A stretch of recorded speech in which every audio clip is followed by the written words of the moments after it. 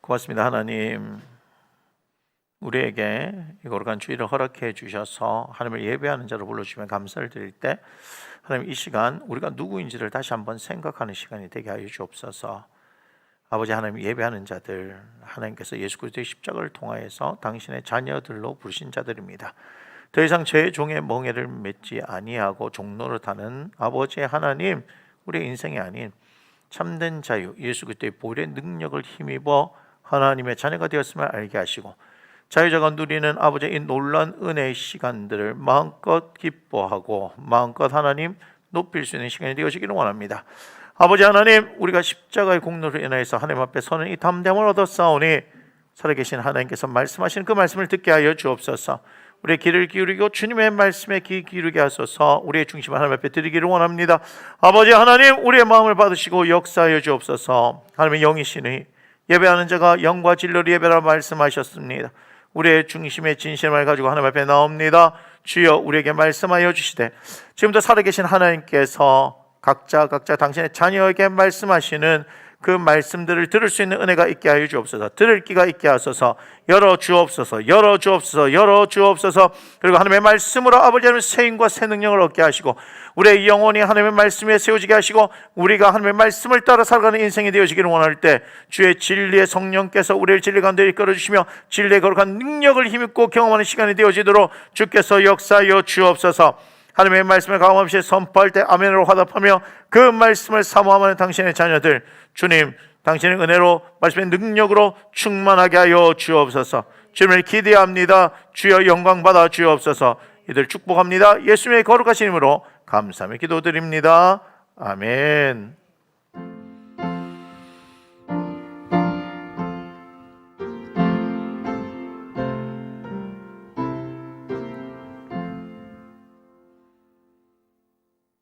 오늘 하나님께서 우리에게 주신 말씀, 창세기 20장 1절로 7절의 말씀입니다. 창세기 20장 1절로 7절의 말씀. 찾으셨으면 제가 한 절 읽고 여러분이 한 절 읽고 마지막 절 함께 읽겠습니다. 아브라함이 거기서 네게부 땅으로 옮겨가 가데스와 술 사이 그랄에 거류하며,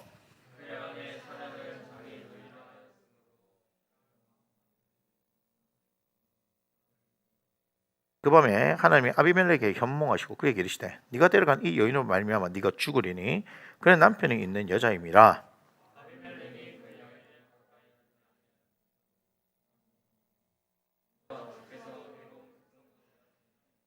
그가 나에게 이는 내 누이라고도 하지 아니하였나이까 그 여인도 그는 내 오라비라 하였사오니 나는 온전한 마음과 깨끗한 손으로 이렇게 하였나이다.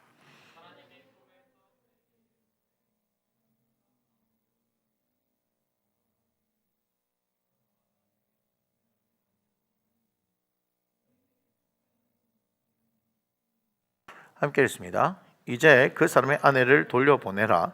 그는 선지자라. 그가 너를 위하여 기도하리니 내가 살려니와 네가 돌려보내지 아니하면 너와 네게 속한 자가 다 반드시 죽을 줄 알지니라. 아멘. 함께 축복합니다. 사랑하는 자여, 내 영혼이 잘된 같이 내가 범사에 잘되고 강건하기를 내가 강구하노라. 아멘. 오늘 말씀의 제목을 함께 보겠습니다. 화를 복으로 바꾸시는 하나님. 다 계획이 있구나. 다 계획이 있구나. 무슨 얘기예요? 기생충이죠. 기생충. 압니까? 송강호가 극중에서 아들 최우식한테 그렇게 얘기하죠. 아들아, 너는 계획이 있구나. 이렇게 얘기하죠. 하나님께서는 다 계획이 있으신 거예요. 오늘 상황 우리가 한번 잠깐 살펴보겠습니다. 오늘 상황을 보면요, 어디가 생각나냐면요, 창세기 12장이 생각이 나죠. 창세기 12장에서 처음에 애굽 땅에 내려갔을 때 아브라함이 바로에게 아내를 뺏깁니다. 그죠? 장소가 어디예요? 애굽이에요. 그리고 바로입니다. 자, 창세기 지금 오늘 20장의 말씀을 보는데요. 자, 이제 장소가 바뀌었죠? 어디로 갑니까? 그랄 땅으로 갑니다. 그랄 땅. 여기에 있는 왕의 이름은 아비멜렉이라고 부르네요. 자, 창세기 12장과 20장이 데칼코마니처럼 이렇게 보여지는 것 같아요. 그런데 아주 큰 차이가 있습니다. 큰 차이가 뭡니까? 창세기 12장에 내려간 이유는요, 뭐 때문이라고 얘기합니까? 기근 때문인데 여기는 이유가 나와 있지 않습니다. 창세기 12장에 보면 그 땅에 기근이 든 것을 아브라함이 보았기 때문에 어떻게 했다? 애굽 땅으로 내려갔다라고 얘기합니다. 그래서 선택이 누구의 선택이냐면 이 선택은 아브라함이 선택했죠. 선택의 주체는 아브라함이에요. 아브라함이에요. 그러나 지금 우리가 20장과 전체적으로 이제 오늘 결론적인 말씀을 다 읽어보면 이 주체는 이동하게 하신 주체는 누구냐면 하나님께서 하셨습니다. 하나님께서. 자, 그럼 제가 늘 언제나 말씀드리죠. 주체가 누구냐? 그것은 결국 우리의 삶에 있어서 이 책임은 누가 지느냐 이 말이죠. 일어난 일의 결과는 누가 책임지느냐? 내가 주체가 되어지면 그 일의 결과는 내가 책임지는 것이지만 하나님이 주체가 되면 누가 책임지는 거예요? 하나님께서 책임지는 겁니다. 그래서 우리에게 있어서 주님이라고 하시는 분이 계시는 것이 얼마나 감사한지 모릅니다. 이것은 우리가 종로를 하는 개념의 주인이 아니죠. 주종의 관계를 이야기하는 게 아니지 않습니까? 여기서는 우리는 주님이라고 얘기하지만 우리 하나님은 우리에게 아버지 되시고 예수님 우리에게 친구가 되시는 분. 하나님께서 맏아들로 예수님을 인정하셨다면 우리는 그와 함께한 상속자 또 양자의 영을 받았으므로 우리 하나님은 아빠 아버지로 부르는 하나님의 자녀가 되어졌다는 것을 알게 되어집니다. 아무튼 그럼에도 불구하고 어떻게 해요? 지금 사라가 이뻐서 이 뺏긴 거는 동일한 상황이에요. 그런데 상황이 다르다 하는 것은 우리가 가만히 보면 여기에 17장과 18장이 있음을 알아야 합니다. 17장에서는 아브라함에게, 18장에는 사라에게 분명히 뭐냐면요, 네 아내 사라를 통해서 아들이 낳을 것인데 그 아들의 이름을 뭐라 하라? 이삭이라 하라. 무슨 얘기냐면 여기서 사라를 통해서 분명히 아들이 태어난다라고 얘기했습니다. 그리고 그 아들 이름은 이삭이다라고 하는 분명한 이름까지 주셨어요. 그 다음에 18장에 내년에 99세 때에 하나님께서 아브라함이 나타나셔서 약속하셨는데 18장에 보니까 나타나서 사라에게 뭐냐면 내년 이맘때에 기한이 돌아오면 너에게 아들이 있을 것이다 라고 얘기합니다. 이제는 곧 하나님의 약속이 이루어집니다. 창세기 12장을 통해서 가만히 볼 때 하나님께서 아브라함을 불러내실 때에는 자손과 땅에 대한 약속이 구체적이지 않아 보입니다. 그러나 시간이 흘러가면 흘러갈수록 하나님께서는 더 구체화시켜 나가죠. 그래서 17장과 18장을 보면 분명히 사라를 통해서 태어날 것이고 아들이 태어날 것이고 그 아들의 이름은 이삭이라고 분명히 이야기를 하는 겁니다. 맞습니까? 우리가 성경에 보면은요 태어나기 전에 하나님께서 그 아들의 이름을 다 지어준 적이 있어요. 삼손도 그랬죠, 그죠? 세례 요한도 그랬고 우리 예수님도 마찬가지입니다. 태어날 자식들의 이름들을 미리 지어 주십니다. 이삭도 마찬가지죠. 그렇다면 어떻게 해요? 성경을 통해서 볼 때 하나님께서 그 아들이 태어날 것이고 그 자식의 이름까지 정확하게 지어주면은 하나님께서 분명히 말씀하신 대로 이루신다는 것을 우리가 알 수 있지 않습니까? 자, 여긴 다른 거예요. 이 상황에서 지금 아내를 뺏긴 것과 지금 이 상황에서 아들을 뺏긴 것이 다릅니다. 지금 하나님께서 도대체 뭘 하시겠다는 거예요? 도대체 뭘 하겠다는 거죠? 뺏겨버렸어요. 그런데 뺏기고 난 뒤에 보면 3절 한번 볼게요. 3절, 오늘 본문의 3절 보겠습니다. 뭐라고 얘기합니까? 그 밤에 하나님의 아비멜렉 현몽하시 그에게 이르시되 네가 데려간 이 여인을 말면 네가 죽으리라. 이 얘기하는 거예요. 야, 네가 데리고 간 이 여자 때문에 죽는데 왜 죽느냐? 남편이 있다 이렇게 얘기해요. 야, 근데 아비멜렉 입장에서 억울하죠. 봐요. 4절 이렇게 하죠.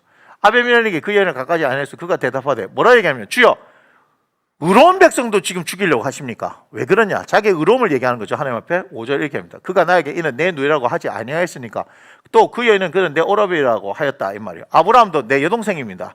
사라도 내 오빠입니다. 이렇게 얘기했으니까 그러면 뭐요? 아직까지 결혼 안 했는구나 생각하고 데려갔다 이 말이요. 그죠? 나는 온전한 마음과 깨끗한 손으로 이렇게 하였습니다. 아멘. 억울하죠. 그 여인 때문에 내가 죽는 게 너무 억울하지 않습니까? 그죠? 근데 하나님께서 어떻게 얘기했어요? 6절에 하나님 꿈에 그에게 이르시되 네가 온전함을 이렇게 한 줄 나도 알았으므로 하나님께서 아신다 이 말이에요 지금. 그런데 뭐라고 얘기합니까? 너를 막아 내게 범죄하지 아니하였나니 여인에게 가까이 하지 못하게 하면 이 때문이야. 무슨 말이냐? 너를 막아 내게 범죄하게 안 했다. 자 보세요. 아비멜렉이 사라와 동침하는 것을 누구한테 죄를 짓는 거다? 하나님한테 죄를 짓는 거죠. 왜 그래요? 만약에 아비멜렉이 사라를 통하여서 들어간다면 하나님께서 말씀하신 이삭이 태어나지 못하죠. 그럼 아비멜렉이 어떤 사람인 거예요? 하나님의 말씀을 실행하지 못하게 막아버리는, 쉽게 말하면 하나님께 대적하는 사람이죠. 누가 그랬어요? 헤롯이 그랬잖아요. 헤롯이 예수님이 태어난다는 것을 알면서도 어떻게 돼요? 그죠? 동방박사들한테 속은지를 알고 나서 대제사장과 서기관 불러놔가지고, 야, 어디서 태어난대? 베들레헴에서 태어납니다. 그래갖고 그때로부터 자세히 조사해서 2살 이하는 다 죽여버렸다. 뭐 이렇게 얘기하는 거죠. 맞나요? 그렇게 얘기하죠. 그러니까 헤롯은 누구에게 대항하는 거예요? 하나님께서 예언하신 말씀, 그걸 알면서도 어떻게 해야 돼요? 하나님 말씀하신 대로 이루시는 분인데도 불구하고 그 말씀을 어떻게 뒤집어 버리려고 하죠. 하나님께서는 그대로 내버려 두십니까? 아니죠.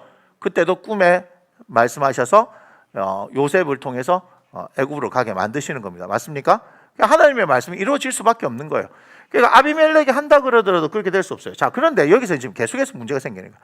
아브라함과 사라는 지금 기근 때문에, 예를 들면 창세기 12장은 기근 때문에 자신들의 선택에서 갔지만, 여기는 지금 아무런 얘기해 놓지 않습니다. 그런데 그럼에도 불구하고 우리가 상황을 보면은 하나님께서 옮겨가게 했다고 할 수 있는데, 그랄 땅에 옮겨가게 하는 거예요. 자, 하나님의 분명한 약속의 말씀을 받았습니다. 내년이 되면 이제 그 기한이 이르면 어떻게 돼요? 아들을 보게 되는 거예요. 맞습니까? 그 아들 이름은 이삭이다라고 하는 분명히 이름까지 받았어요. 그런데 지금 자신들이 생각하지 못한 상황이 발생한 거예요. 하나님께서 옮기라 해서 마무리해서 지금 그랄로 옮겼어요. 그랄이 사실은 살기 좋은 땅이 아니라 이 말이에요. 이 네게부 지역은 연간 강수량이 200에서 300mm밖에 안 와요. 농사도 못 짓는 땅이지만 가축 키우기에도 힘든 땅입니다. 맞습니까? 근데 하나님께서는 어떻게 해요? 아브라함에게 어떻게 하냐면 그 땅 가운데 땅을 파는데 뭐가 생기게 한다? 우물이 생기게 해요. 나중에 이삭이 그랄 땅에 거주하는데 뭐요? 팠다 하면 우물이 나오는 거예요. 팠다 하면 우물. 우물의 개념 제가 뭐라 그랬습니까? 하나의 기업하고 똑같은 거 아니에요? 그죠? 이삭은 세상에 그 땅에서 농사를 지었는데 100배나 얻게 되어지는 놀라운 일들이 일어나는 겁니다. 하나님께서 함께 하시면 그런 일들이 일어나겠죠. 아무튼 그런데 지금 이삭과 사라의 입장에서는 이해할 수 없는 상황이, 도대체 하나님께서 왜 이런 일을 일으키시느냐? 분명히 우리에게 아들 주시겠다고 약속하셨는데 도대체 무슨 일이냐? 그 하나님의 계획이 있는 거예요. 지금 제목 한번 보여주세요. 제목에는 뭐라고 얘기합니까? 화죠, 화. 아브라함과 이삭에는 화를 당한 거예요. 근데 하나님께서 이걸 뭘로 바꾸시냐? 복으로 바꾸시죠. 어떤 복을 받느냐 이렇게 보는 거예요. 그리고 결론은 다 계획이 있으신 거예요. 한번 봅시다. 자, 7절 한번 봐요. 오늘 본문 말씀 7절. 자, 한번 읽어보겠습니다. 시작. 이제 그 사람의 아내를 돌려보내라. 그는 선지자라. 그가 너를 위하여 기도하리니 네가 살려니와 네가 돌려보내지 아니하면 너와 네게 속한 자가 다 반드시 죽을 줄 알지니라. 여러분, 여인 하나 안 돌려보내가지고 나하고 우리 집에 있는 모든 사람이 다 죽는 게 나아요? 돌려보내고 사는 게 나아요? 돌려보내고 사는 게 낫죠. 자, 여기서 아주 중요한 게 있습니다. 무슨 말이냐? 아비멜렉에게 있어서 누가요? 아브라함이죠. 아브라함. 자, 이 사건이 있기 전에 이 아브라함은 어떤 존재였을 뿐입니까? 그냥 이방인입니다. 맞습니까? 그냥 볼 때 가축 많고 재산 많은, 그죠? 떠돌이 이방인입니다. 맞죠? 자기들과 봤을 때는 벌써 인종적으로 다른 사람 아닙니까? 그죠? 그렇게 봤었을 때 이방인이에요. 근데 이방인이었기 때문에 뭐 할 수 있는 거예요? 야, 니 그 있는 여자 이쁘네? 뭐 어떻게 되는 관계가? 여동생입니다. 그럼 내가 데리고 갈게. 왜 있는 거 그냥 지 마음대로 할 수 있는 거예요. 아비멜렉의 입장에서는. 왜요? 아니, 똥개도 저거 집 앞에서 50% 먹고 들어가는데 저거 동네 아니에요, 저거 동네. 자기 동네에 굴러 들어왔으니까 자기 마음대로 할 수 있는 거 아니에요? 마음에 안 들면 어떻게 했어요? 아브라함 그냥 죽여버리면 되는 거지. 그걸 다 뺏어버리면 되는 거 아니에요? 예전에는 그랬잖아요. 그렇게 할 수 있는 거 아니에요. 그런데 위치가 불안하잖아요. 지금 아브라함이 불안하잖아요. 그죠? 근데 하나님께서 어떻게 하십니까? 아비멜렉의 꿈에 나타나셔서, 야! 가가 누군지 아냐? 가가 누구다? 선지자다. 이렇게 말씀하시죠. 자, 선지자라고 얘기하면 어떻게 얘기할 수 있나요? 하나님과 관계 있는 사람이다 이 말이죠. 하나님께서 보낸 사람이다 이 말이죠. 하나님의 음성을 듣고 하나님의 말씀을 할 수 있는 사람이죠. 여기서는 뭐예요? 내가 기도하면 그의 기도를 들어준다 얘기하는 거죠. 임마가 기도해야 네가 살아 임마. 이렇게 얘기하는 거예요. 그래서 하나님께서 어떻게 해요? 아브라함의 위치를 높여주니까 이제는 아비멜렉이 아브라함에 대해서 함부로 할 수 있어요? 없어요? 함부로 없는 거예요. 이유가 있습니다. 8절에 보니까 이렇게 얘기했죠. 8절에 이렇게 얘기하죠. 아비멜렉이 그날 아침에 일찍 일어나 모든 종들을 불렀습니다. 그 모든 일을 다 말해줘. 그러니까 그들이 심히 두려워하죠. 왜 그러냐? 이 그랄 땅에는 하나님에 대한 두려움이 있어요, 없어요? 두려움이 없는 거예요. 두려움이 없으니까, 하나님에 대한 두려움이 없으니까 하나님의 백으로 사는 아브라함은 이 땅에 들어가 봐야 아무런 영향이 있어요, 없어요? 없죠. 그러니까 하나님을 먼저 보여주고 나서 하나님께서 이를 그의 선지자로 삼았다라고 해야 이들이 어떻게 해요? 여기 아브라함에 대해서도 뭘 가지는 거예요? 하나님 때문에 두려움을 가지게 되는 거죠. 10절 보니까 이렇게 얘기합니다. 10절. 아비멜렉이 아브라함에게 얘기죠. 네가 무슨 뜻으로 이렇게 했냐? 하니까 아브라함이 뭐라 얘기합니까? 11절 보세요. 아브라함이 이르되 봐요. 이곳에서는 그랄 땅에서는 하나님을 두려움이 없어요. 내 아내로 말미암아 사람들이 나를 죽일까 한다. 이렇게 되죠. 결국은 하나님에 대한 두려움을 가르치시기 위해서 하나님께서 어떻게 하셨다? 사라를 뺏기게 하신 거예요. 아브라함도 이 이유에 안 거죠. 아하, 그렇구나. 그런데 이렇게 하셔서 두렵게 하셔서 하고 싶은 이유가 뭐예요? 아브라함을 하나님의 선지자로 인정하면서 하나님을 두려워하고 아브라함을 두려워하게 하신 이유가 뭐냐? 그것이 15절에 나와 있습니다. 15절에 이렇게 얘기하죠. 아브라함에게 이르되 내 땅이 네 앞에 있으니 네가 보기에 좋은 대로 뭐하라? 거주하라. 하나님께서는 그랄 땅으로 가가지고 뭐하게 하시는 거예요? 거주하게 한다. 그 땅에서 사는 거예요. 왜 이 땅에 살게 하신 거예요? 마물의 땅에 살게 하시면 안 됩니까? 라고 얘기하죠. 근데 하나님의 계획이 있죠. 이게 끝나고 21장이 되어지면 무슨 일이 일어납니까? 거주하게 하시고 나서 그 다음에 창세기 21장에 보면은 이삭이 출생합니다. 누가 태어난다고요? 하나님의 약속대로 이삭이 출생합니다. 이렇게 얘기합니다. 여호와께서 말씀하신 대로 사라를 돌보셨고 여호와께서 말씀하신 대로 사라에게 행하셨으므로 사라가 임신하고 하나님이 말씀하신 시기에 대어 노년에 아브라함에게 아들을 낳으니 아브라함이 그에게 태어난 아들 곧 사라가 자기가 낳은 아들을 이름하여 이삭이라 하였고 하면서 이야기합니다. 하나님께서는 아브라함을 통하여서 뭘 하기를 원하신 거예요? 그의 자손을 낳게 하시고 그 자손을 통하여서 어디까지 오는 겁니까? 예수 그리스도. 그죠? 하나님께서는 우리에게 예수 그리스도를 보내시기 위해서 이 일들을 하시는데 아브라함의 입장에서는 뭐 그런 것이 보이지 않습니다. 아브라함의 입장에서는 뭐가 중요한 거예요? 자식이 없는 그에게 자식이 생기는 게 중요하겠죠. 근데 하나님께서는 어떻게 하셨냐면 아브라함을 그랄 땅에 보내셔서 그 그랄 땅에 아비멜렉에게 하나님 자신을 나타내시며 또한 아브라함을 선지자로 포지션을 정해놓게 함으로 말미암아서 하나님에 대한 두려움을 갖게 하니까 아비멜렉이 어떻게 돼요? 그에게 여기서 거주하라 이렇게 얘기하십니다. 얘기하게 합니다. 아비멜렉으로 하여금. 그래서 하나님께서는 완벽하게 뭘 만드는 거예요? 아브라함의 거처를 만들어 놓고 그 가운데서 어떻게 됩니까? 이삭이 태어나게 하십니다. 이게 왜 중요한 겁니까? 하나님께서 가나안 땅을 주시겠다는 약속을 하셨지만 그죠? 지금 아브라함이 받은 게 있어요? 없어요? 없습니다. 여러분 이렇습니다. 하나님께서 자손에 대한 약속과 우리에게 땅에 대한 약속을 하신다 하더라도 어때요? 그것이 우리의 것이 된 것인 줄 알지만 손에 아무것도 잡힌 거 없이 그렇게 생각되어질 수 있습니다. 이해가 됩니까? 나중에 하나님께서 어떻게 하십니까? 그의 증손자 요셉을 거기에 보내시고 그의 손자 야곱을 보내가지고 애굽 땅에서 430년을 겪게 만드시며 출애굽하고 나서 광야 40년을 통하여서 어떻게 해요? 가나안 땅을 들어가서 정복해서 그 땅을 주시는 것이 하나님의 방법입니다. 이해가 돼요? 우리는 어떤 때는요 즉각적인 응답이 이루어질 것을 기대할 수도 있지만 세월이 흘러서 하나님께서 이루시는 일들도 있다는 것을 알아야 합니다. 그렇기 때문에 우리는 하나님께서 우리를 살아가게 할 때 무엇을 입을까 뭘까 마실까 염려하면서 걱정하면서 내 앞에 일어나는 어떤 그런 것들에 대해 집중하고 살아가는 것이 아니라 내가 죽고 난 이후에 그 다음에도 하나님의 뜻이 이루어질 수 있는 거룩한 꿈들이 우리에게 있을 수 있다는 걸 기억해야 합니다. 여러분 하루살이 같은 인생 사는 거 아니에요. 우리를 통해서 그 다음에 어떻게 해요? 하나님의 역사가 일어날 수 있다는 것을 우리가 기억해야 하는 겁니다.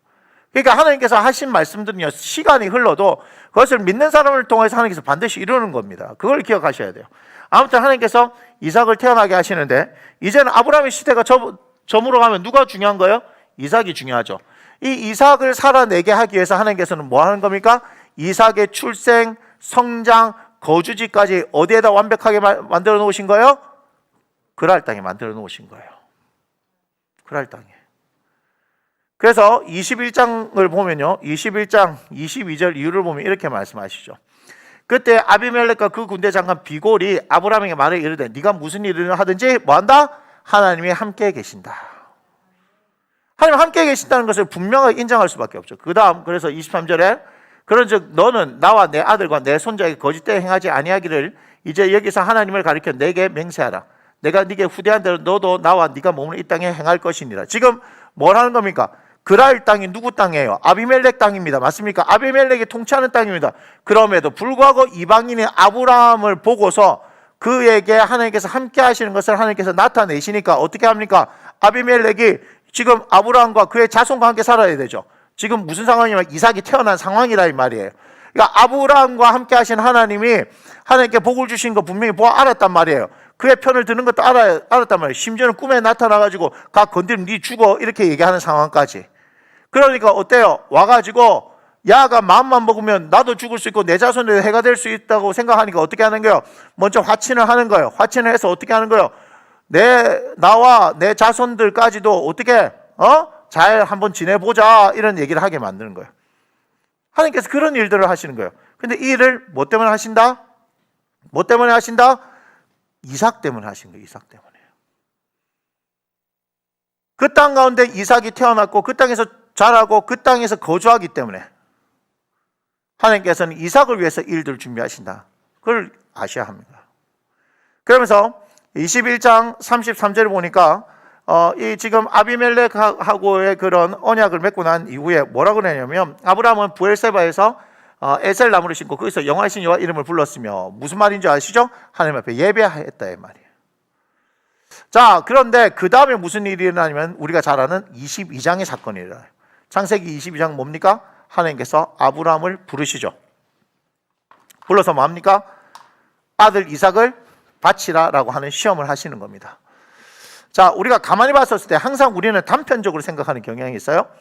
창세기 22장의 말씀을 통해서 백세에 낳은 아들 이삭을 하나님께서 바치라 했으니까 그것을 바칠 수 있느냐 없느냐 뭐 이런 문제들만 가지고 계속해서 고민하는데 하나님께서는 아브라함을 창세기 12장에서 불러내시면서 어떻게 하시는 거예요? 실제 그의 삶 가운데 우여곡절을 겪게 하시면서 그를 뭐 했다? 성장시키셨다는 것을 봐야 하는 겁니다.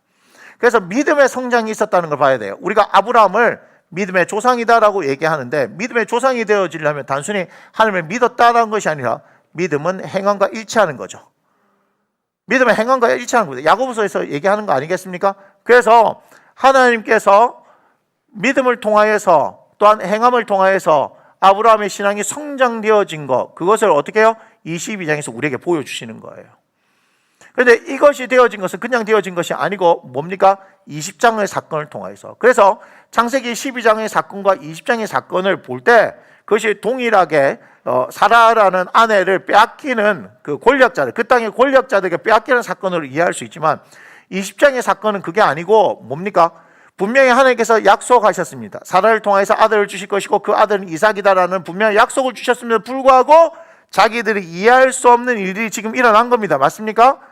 창세기 20장에서 그랄 왕 아비멜렉에게 아내 사라를 뺏기는 그런 일이 있었어요. 자, 이러면 여러분 무슨 생각이 들까요? 아브라함이 여러 가지 많은 생각이 들지 않습니까? 하나님의 약속은 무엇이며, 그죠? 그 구체적인 약속들, 아들 이름 이삭이라고 한 이것은 도대체 무엇이냐 이 말이에요. 사라도 끌려갔을 때 무슨 생각을 했겠습니까? 도대체 하나님 우리한테 왜 이러시는지 이해를 할 수 없는 거 아니겠습니까?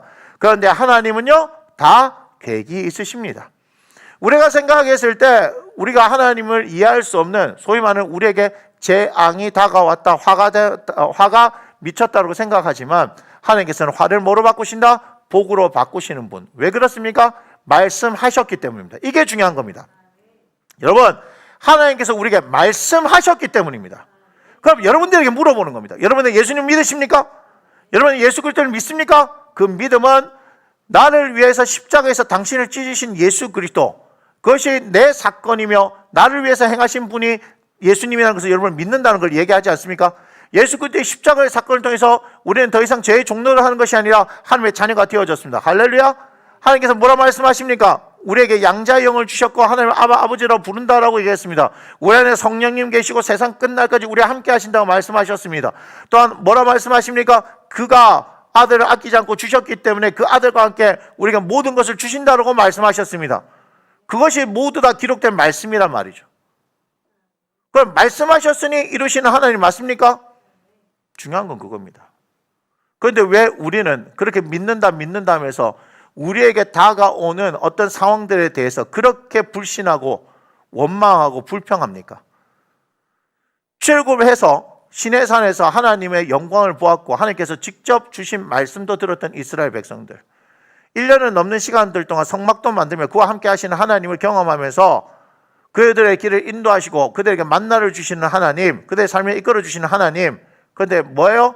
막상 출발하자마자 뭐 하는 겁니까? 원망하고 불평하는 일들. 가데스 바네아 사건을 통해서 하나님께서 이들이 나를 10번이나 시험하고서도 이렇게 하나님께서 분노하게 만들면서 그들이 40일 정탐했던 그 하루하루를 1년으로 계산해서 40년 동안, 그래서 여호수아 갈렙 외에는 20세 이상을 다 죽여버리시는 그 일들을 이루신 것, 그것이 사실 우리의 모습이라는 거예요.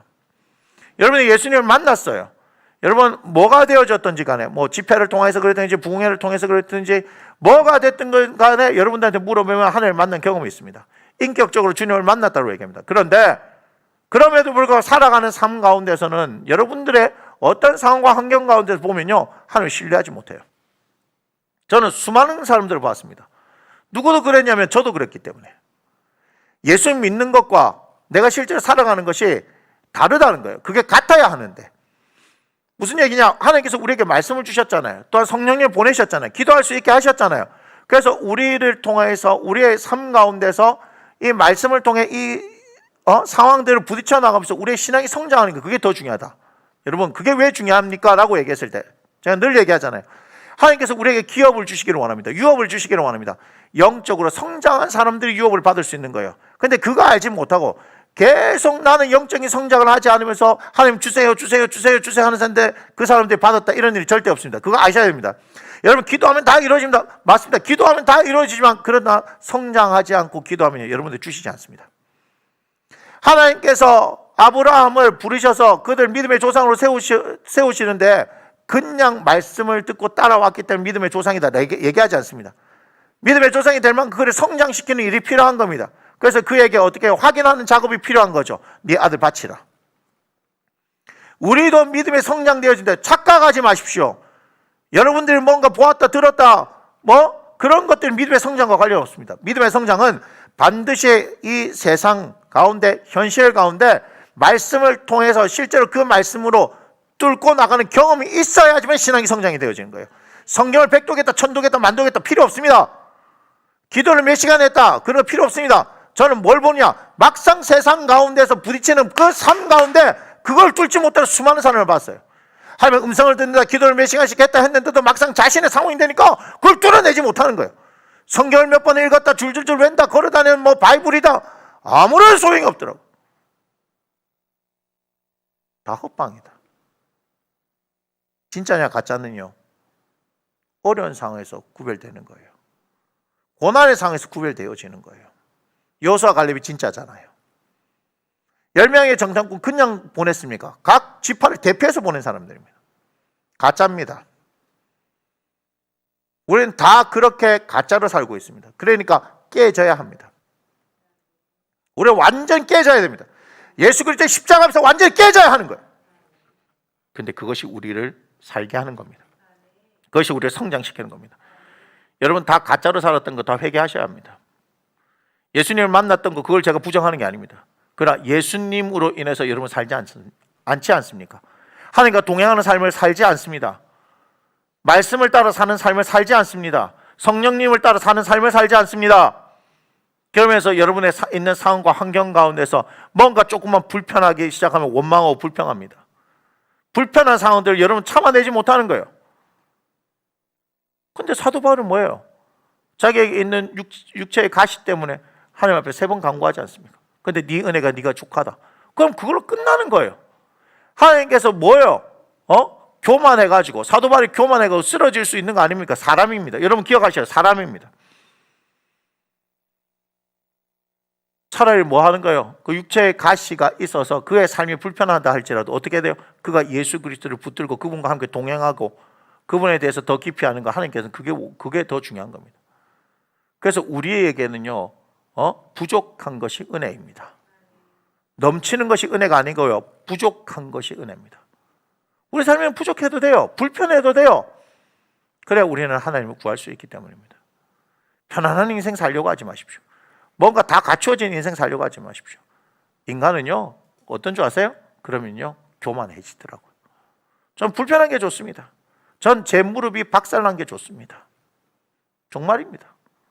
저는 저에게 여러 가지 질병이 온 게 좋습니다. 그래야 제 마음대로 할 수가 없는 거예요. 저의 상황들 가운데서 제가 할 수 없는 여러 가지 많은 것들이 생겼을 때, 제가 조금 젊었을 때는 그것이 좌절로 오고 내 마음대로 되지 않는 것이 불평으로 오고 그랬지만, 이제는요, 하나님을 신뢰하기 때문에 그분과 함께하는 이 삶이 좋습니다.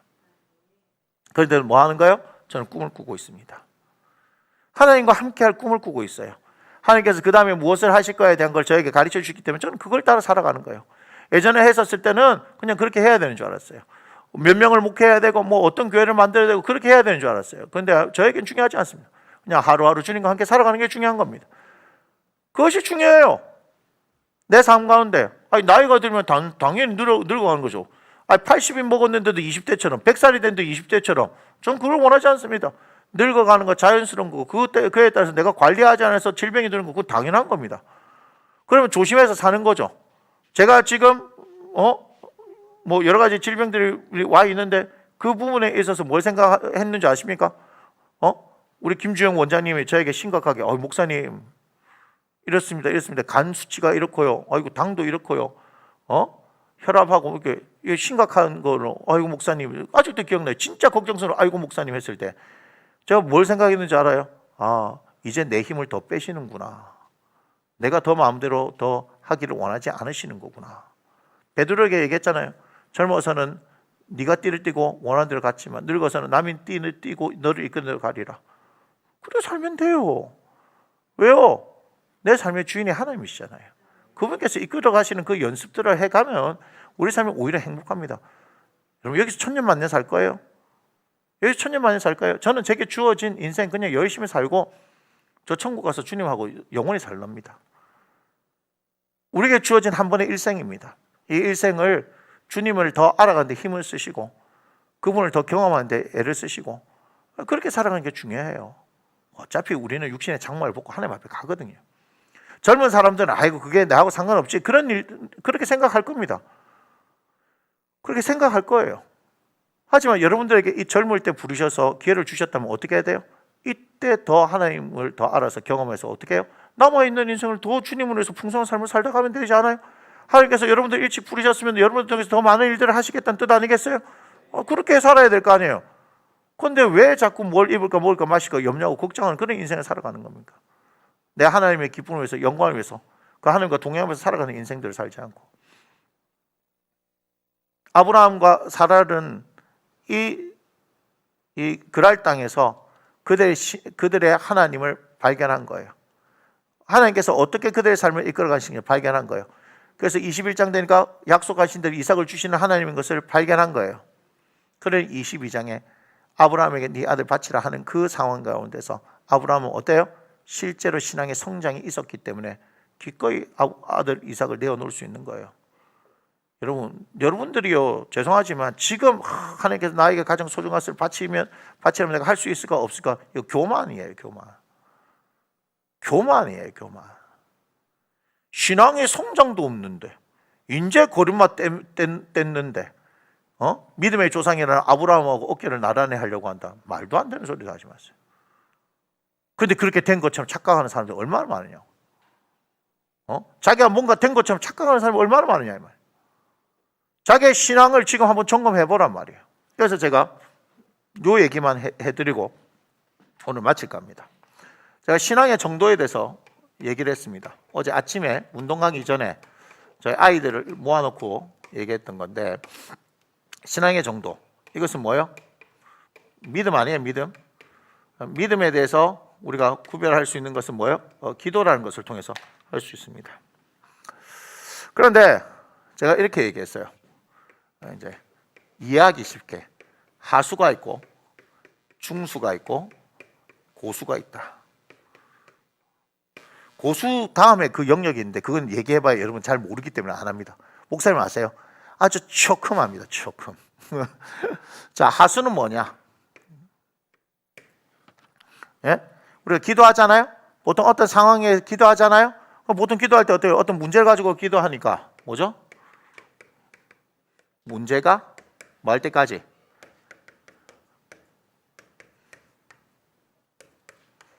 문제가 해결될 때까지 기도하는 거예요. 무슨 말이야?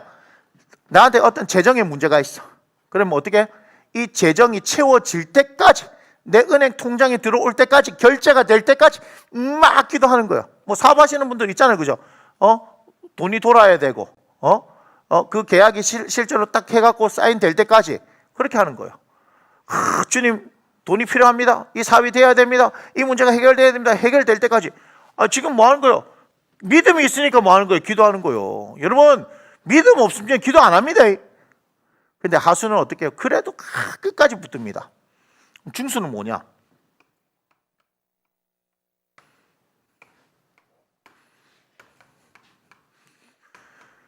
응답이 될 때까지요. 이게 무슨 말이야? 제가 항상 마태복음 14장 22절 이후로 얘기하죠. 풍랑이는 풍랑을 맞은 배 안에서 그들은 뭘 원했을까요? 풍랑이 멈추기를 원했을 거 아니에요. 예수님 지금 계셔요? 안 계셔요? 계시지 않습니다.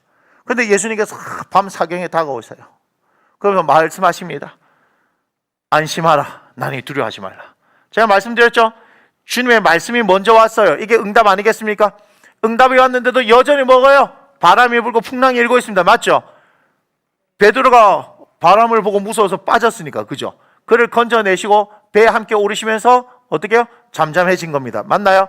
그러니까 어떻게 되냐면 우리의 문제 상황들 가운데서 기도할 때 하나님의 응답이 와요. 문제가 해결되는 게 먼저가 아니고 뭐가 와요? 응답이 와요. 저의 삶에도 그런 게 있었기 때문에 제가 지금 그건 얘기하지 않겠습니다. 저는 조만간 책을 하나 낼 건데 그 책에서 제가 이런 부분들을 자세하게 얘기하겠습니다. 그래서 응답이 될 때까지요. 그럼 얼마나 대단해요. 그죠? 문제가 해결되어지지 않아도, 그죠? 하나님의 응답, 그 약속의 말씀만 믿고 반드시 된다! 라고 하니까 이건 진짜 믿음 있는 사람들 아니에요. 그죠? 근데 우리는 전부 어떻게 해요? 여기까지도 가지를 못하는 거야, 여기까지도. 전부 어디에 머물러 있냐? 문제 해결될 때까지. 여기에만 머물러 있고. 근데 여기도 대단하다니까? 많은 사람들이 기도 안 한다니까? 안 믿으니까? 진짜 어려운 상황에서, 이 사람이 진짜냐 가짜냐 기도하는 걸 보면 알아요. 기도하는 거. 근데 기도하는 걸 통해서 이 사람의 신앙이 아직까지 하수구나 하는 거예요. 어떻게 해요? 문제 해결되지 기도하는 거예요. 기도하는 거 잘한다는 거예요. 잘하는 거 맞아요. 그런데 성장하게 되면 어떻게 해요? 응답이에요. 응답이 되어지면 바람과 파도가 멈추지 않아도 난 뭐예요? 응답이 왔으니까 그 상황에서 내 삶을 살아간다는 얘기예요. 제가 그래갖고 이거 돈 갖고 한번 얘기한 적이 있는데 돈이 부족하면 돈이 막 해서 은행에 통장이 들어올 때까지 이렇게 해서 할렐루야 하는 사람이 하수고, 중수는 뭐다? 하나님께서 응답을 주시면 이 통장이 들어오지 않았지만 어떻게 돼요? 들어올 걸 믿고 그대로 살아내는 사람이에요. 제가 그래서 고수는 뭐라 그랬어요? 응답도 없어. 통장에 돈도 안 들어와. 그럼에도 불구하고 어떻게 해요? 빛 가운데를 걸어가는 사람 얘기했잖아요. 빛이 있으라면 알고 있잖아요. 빛 가운데를 걸어가는 사람. 살아내는 거예요. 잔고에 돈이 안 들어와도 하나님께서 돈을 주시겠다는 응답이 없어도 어떻게 하는 거예요? 내게는 주님만 있으면 되지 하고 살아가는 사람이에요. 그래서 제가 얘기했죠. 이 고수는 뭐냐? 하나님과 동행하는 사람이에요. 어디를 보는 사람이에요? 문제를 보는 게 아니고 하나님을 보는 사람. 이 문제 가운데서 하나님을 배우는 거예요. 오늘 창세기 20장을 통해서 아브람과 사라는 뭘 배웠다? 하나님을 배운 거예요. 하나님께서 말씀하셨으면 그 하나님께서 말씀하신 대로 이루시는 하나님인데 내 생각과 내 방법과 다를 수 있다. 우리에게는 화처럼 보여지지만 하나님께서 어떻게 그걸 통해서 복으로 바꾸시는 분이다. 하나님은 다 계획이 있으신 분이구나. 제가 그래 얘기했잖아요. 그래서 제가 어떤 부분은 열심히 또 기도해야 될 부분이 있습니다. 근데 제가 말씀드렸잖아요. 뭐 얘기했냐? 3월달에 우리 교회 재정 사택 옮기는 때도 2,980원 남았는데 저희 교회가 한 달 돌아가려면 650에서 700만 원 필요해요. 3, 4, 5, 6, 7 일단은 지금 9월달에 7까지만 제가 얘기하는 거 잘 들어보세요. 하나님께서 여기까지 살게 하셨죠? 2,980원이 있었는데 매달 650만 원에서 700만 원 필요한데 그걸 돌아가게 하셨습니다. 8월 달에는 정확하게 그것보다 165만 원이 더 필요합니다. 왜요? 담임 목사하고 우리 고혜진 목사님한테 휴가비 줘야 되거든요. 근데 9월 달에는 뭐요? 지금 추석이니까 추석 보너스를 줘야 됩니다. 저 정확한 액수를 얘기했고 8월 9월에는요 330만 원 더 필요해요. 자, 이걸 해결할 수 있는 방법은 첫째, 하나님께서 더 새로운 사람을 보내셔서 헌금을 많이 하게 한다. 더 늘어서 헌금이 많아졌나요? 아니잖아요. 두 번째, 지금 있는 성도들이 승진하거나 기타 물려받은 재산이 있거나 로또를 맞았거나 숨겨진 재벌가의 아들인 것이 발견되어지거나 웃자고 하는 얘기야. 그러니까 무슨 말이냐면 특별한 어떤 일이 있지 않는 이상 3월, 4월, 5월, 6월, 7월까지 어떻게 해요? 균일하게 들어왔던 헌금이 갑자기 확 드러날 일이 있다 없다? 없다. 잘 들으세요. 제가 7월 달에 은행 통장을 봤어요. 우리 교회. 그걸 보면서 제가 얘기했어요. 봐요. 제가 하수면 어떻게 하겠습니까? 하나님 믿음의 증거를 보여주십시오. 하고 기도해가지고 뭐요? 내가 계산한 것보다 액수가 더 많이 올라가는 거 보면서 할렐루야 이렇게 하겠죠. 근데 그렇게 안 했어요. 두 번째, 하나님 지금 8월달 9월달 돈이 더 필요한데 하나님께서 어떻게 하겠습니까? 그러면 김 목사 걱정하지 마. 내가 채워줄게. 얼마나 좋아. 너무 좋아. 너무 좋아. 근데 하나님께서 제게 그렇게 말씀을 안 하신다는 거 아니겠습니까? 제가 어떻게 했는지 알아요? 휴대폰을 들고 한 거예요. 왜냐하면 휴대폰에 나와 있으니까. 은행 그게. 그랬어요. 7월 달에. 하나님께서 어떻게 하실지 보겠습니다. 끝. 끝. 더 이상 여기에 대해서 얘기한 적도 없고 다른 사람들한테 얘기한 적도 없습니다. 그냥 제가 방 안에서 확인하고 하나님께서 어떻게 하실지 보겠습니다. 지금 9월 달이죠? 8월 달에 저희들이 보너스를 받았을까요? 안 받았을까요? 받았으니까 얘기를 하지. 다음 주에는 추석입니다.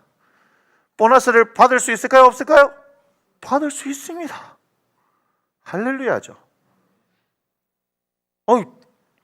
큰 교회는요, 이 돈 아무것도 아니지만 우리는요, 돈이 뻔합니다. 뭘 얘기하는지 아시겠어요? 어떤 일이 일어나는지 저도 몰라요. 어떤 일이 우리 교회에 일어나는지 몰랐는데 하나님께서 그렇게 채우신다는 거예요. 할렐루야? 제 삶의 태도가 뭔지 아시겠어요? 하나님과의 친밀하심을 얘기하는 거예요. 저의 모든 기도는 하나님이 더 알기를 원하는 거예요. 성경을 통해서 하나님이 더 알기를 원하는 거예요. 어떤 능력과 은사를 원하는 게 아닙니다. 하나님을 몰랐을 때는 그냥 능력과 은사를 원했어요. 능력 있는 목사면 되는 줄 알았어요. 귀신 쫓아내고 병 고치고 죽은 사람 살리는 막 사람들이 막 몰려와서 나도 능력 있는 목사지. 아니에요. 내 이 땅의 소원은 뭔지 아십니까? 첫째, 개인적으로 주님을 더 알아가고 그 주님과 함께 동행하는 것.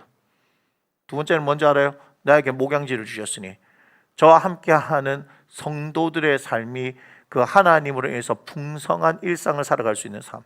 끝!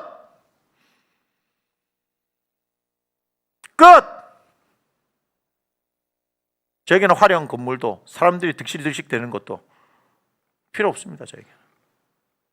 극단적으로 얘기하면 그렇습니다. 더 하나님을 알고 싶어요. 너무너무 좋아요. 하나님을 위해 너무너무 좋아요. 말씀을 통해서 여러분 기도하면요 더 좋아요. 기도하면 너무너무 좋아요.